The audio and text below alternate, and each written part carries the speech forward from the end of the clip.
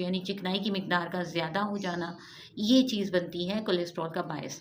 लेकिन अगर आप एतदाल में रहते हुए खुराक को इस्तेमाल करेंगे तो क्या होगा कि नेचुरली आपका कोलेस्ट्रॉल लेवल कम होगा और ओबेसिटी भी जो है वो कम होगी, यानी मोटापा भी कम होगा। तो इसको कंट्रोल करने के सिलसिले में आप प्रोटीन बेस्ड और फाइबर बेस्ड चीज़ें अपनी खुराक में शामिल करेंगे, क्योंकि फ़ाइबर बेस्ड जब आप चीज़ें लेते हैं जिनमें शकरकंदी आ जाती है, शकरकंदी अक्सर लोग जो डाइट प्लान में होते हैं वो इस्तेमाल करते हैं, तो ऐसी चीज़ पेट को भरे रखने में अहम किरदार अदा करती, काफ़ी देर तक आपको भूख नहीं लगती। और फिर इस तरह से जैसे फ़ाइबर बेस्ड मैंने चीज़ें कहीं ये चीज़ें ऐसी होती हैं कि जिनमें फ़ाइबर होता है, छिलका शामिल होता है। और जैसा आप अगर कीनों को छीलते हैं तो उसमें उसको पील ऑफ करने के बाद उसके ऊपर जो लाइट से वाइट कलर के जो छिलके होते हैं उनको फाइबर कहा जाता है, वो आप साथ में खा भी सकते हैं। ज़रूरी नहीं होता उसको सारे को पील ऑफ करके उतार के खाया जाए। तो ये वो फाइबर्स हैं जिनकी आपको बॉडी में ज़रूरत होती है और इस तरह आप कॉन्स्टिपेशन से भी बचे रहते हैं और कोलेस्ट्रॉल जो है वो बेहतर होता है आपका।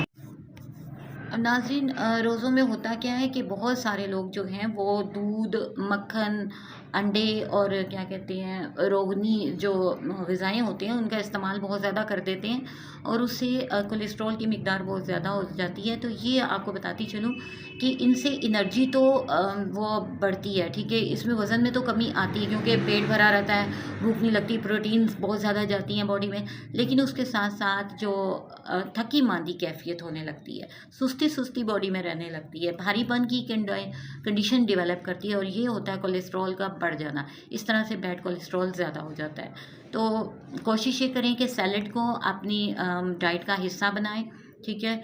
और उसके साथ ही साथ आप जब ये चीज़ें इस्तेमाल करते हैं तो फाइबर बेस्ड जो सब्जियां और जो फल हैं उनको शामिल करें अपनी डाइट में, तो इससे आपका कोलेस्ट्रॉल लेवल कम होगा। पानी की मिकदार को ज़्यादा करें।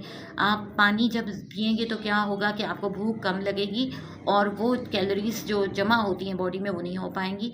देखिए, रोज़े में क्या होता है कि जो कैलोरीज़ होती हैं वो बर्न करती हैं और इजाफी कैलोरीज़ ले ही नहीं पाते आप जब फास्टिंग में होते हैं। लेकिन जैसे ही आप अफ्तार करते हैं, आप ब्रेकफास्ट कर लेते हैं, यानी अपना रोज़ा अफ्तार कर लेते हैं, तो उसके साथ ही साथ आप अपने डाइट प्लान को अगर मैनेज रखते हैं तो आप कोलेस्ट्रॉल से यानी ज़रूर बच सकते हैं। और इस हवाले से हमारी होम्योपैथी भी बहुत अच्छा किरदार अदा करती है। यहाँ आपको बताती चलूँ कि हमारी मेडिसिन कोलेस्ट्रेनियम बहुत ही अच्छा काम करती है, कोलेस्ट्रॉल को बहुत अच्छे तरीके से बॉडी से कम कर देती है। इसके अलावा एलियम स्टाइवा बहुत अच्छा काम करती है। लेथार्जिक पीपल जो बहुत ज़्यादा यानी कि काम वगैरह भी नहीं पसंद करते, सुस्ती बॉडी में होती है और उनका कोलेस्ट्रॉल लेवल अगर बढ़ जाता है तो जहाँ कल्केरिया